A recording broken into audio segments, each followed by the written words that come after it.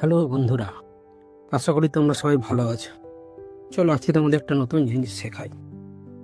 আচ্ছা, এই যে ধরো ছবি তোমরা তোলো, অনেক সময় ছবির পিছনে অনেক ক্রাউড থাকে, যার জন্য ছবিটা তোমার ঠিক মন পছন্দ হয় না। সেই ক্রাউড কীভাবে এআই দ্বারা ওড়াবে চলো আমরা দেখাই। এর জন্য প্রথমেই আমাদের একটা এরকম যে কোনো একটা ছবি আমরা সিলেক্ট করে নেবো আমাদের অ্যালবাম থেকে।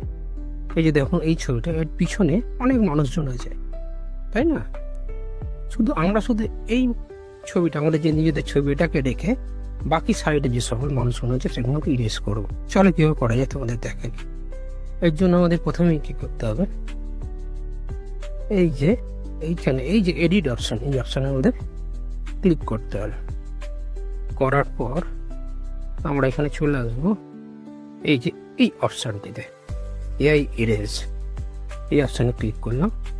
করার পর এই যে যে তিন নম্বর অপশানটা আছে, এই যে 3 নম্বর অপশানটি, এই 3 নম্বর অপশানটিতে আমরা ক্লিক করব। করলেই দেখবে আস্তে আস্তে প্রসেসিং শুরু হয়ে গেছে। এই যে দেখো এগুলো হাইলাইট করে এগুলো ইরেজ করা শুরু হয়ে গেছে।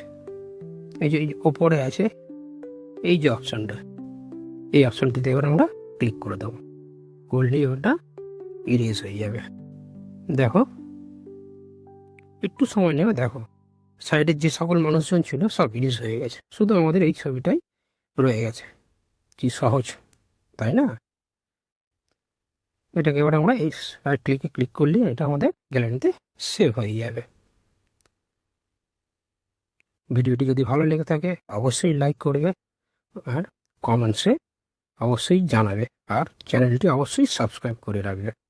আর হ্যাঁ, নিত্য নতুন ভিডিও এবং আপডেট পাওয়ার জন্য অবশ্যই নোটিফিকেশন বারটি অন করে রাখবে।